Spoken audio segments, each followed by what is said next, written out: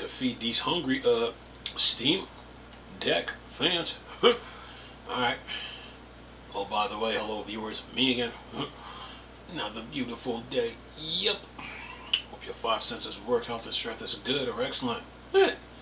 Okay, so Steam Deck limited white edition, and yes, in Australia have launched, so you can get the 256 for $649, 512 model for $899, and 1TB model for $1,049 AUDs. We talking Australian bucks. Yeah. So have fun with your Steam Decks, folks. All right, now keep moving here. What else we got here for the Steam Deck fans? Yeah, keep moving. Arcane Wild is a Western themed fantasy RTS now on Steam. Okay. Let's see here. Now in early access, Arcane Wild gives slightly different takes on the base building RTS. Generic games with Linux support. Now is the setting quite interesting, blending out themes, but the way it handles resources fun.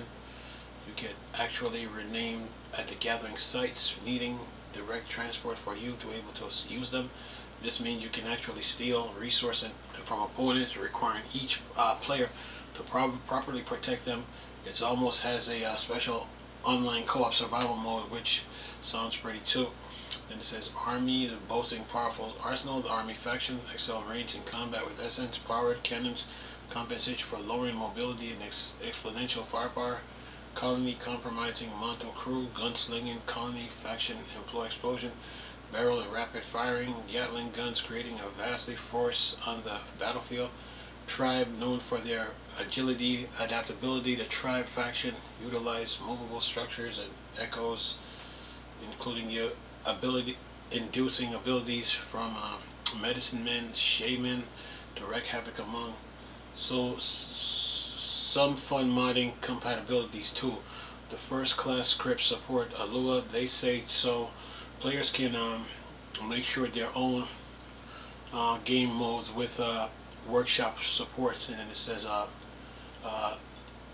Lucas, our founder, Ava Cadia says, we're pouring out our energy and development experience into Arcane Wilds. We're not confident that Arcane Wild will give RTS fans an experience they've never had before. Give Junior much needed fresh up. Available on the 18th November 2024. Alright, that means probably Steam, by the way. Let's see, the Binding of Isaac Rebirth co-op and latest update. This game's still getting updates, man. And you can get this on Steam. Yep. It says what they says online play has a few different solo modes. Dated bosses will drop an item for each players. No, wait a minute. It says online play support all game modes. Achievement you'll get solo can be earned while playing online, but overall few different from solo play. They detail in the release, and it says online play has a few difference from solo play. Defeated bosses will drop items for each players in each match. If a player is joined in progress, new players will be granted several items to catch them up based on how long it's run. Players can spend coins at the Ravine machine in the staging room for each floor. Bring back dead players, be warned. However, the cost goes up each time a machine is used.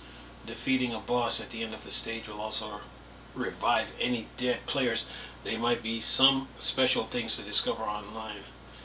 Okay, and it says, well, you can get it on GOG and Steam. Alright, now, what else we got on the Steam Deck front? Okay, we talked about Sony trying to buy Kodokawa,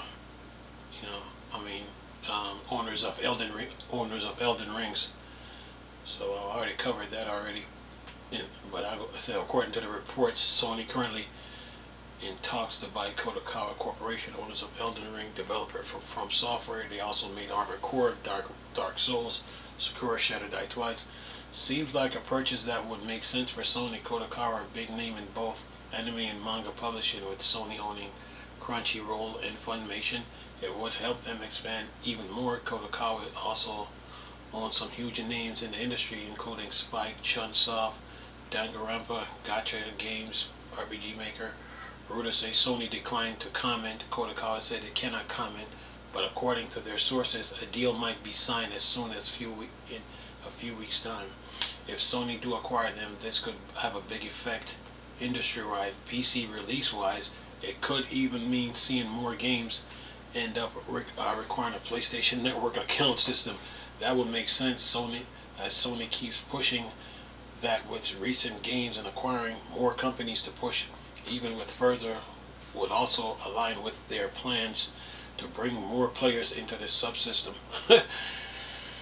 Yeah, well, Microsoft made a move, now Sony turn. Alright, what else we got? Let's see here. Hot loop twin stick shooter where you fling yourself around using gravity from planets. Says here, need some fresh twin stick shooting fun. Hot loops look like a nice one with an interesting gravity mechanic to throw your ship around using gravity from various planets.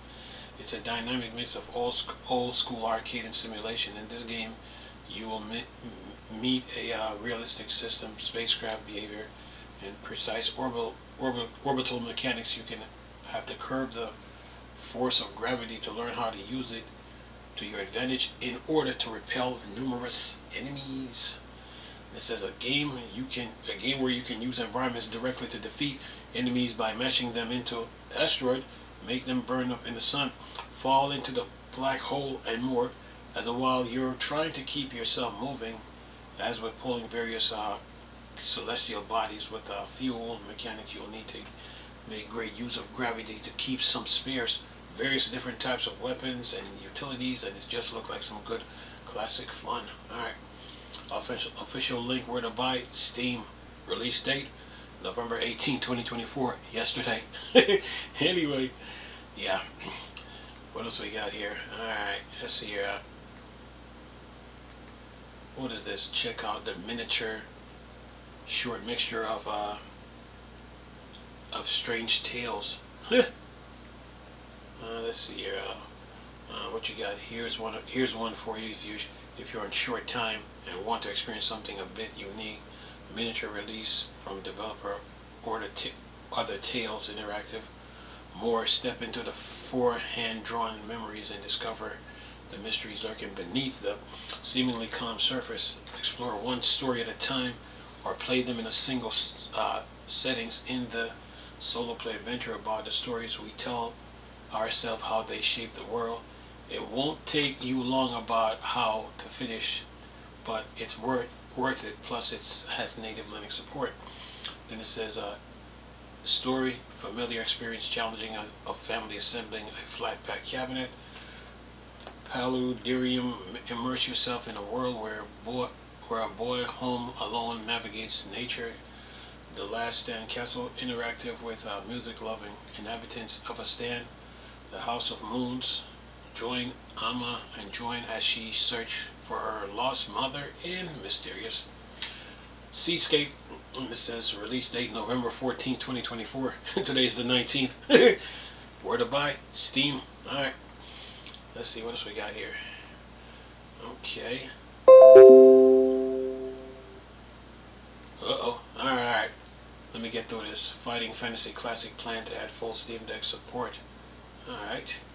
Let's see here. What do we got? Where to buy Steam. Let's see here. What they say here. More about it. Ready your sword. Pack your provision.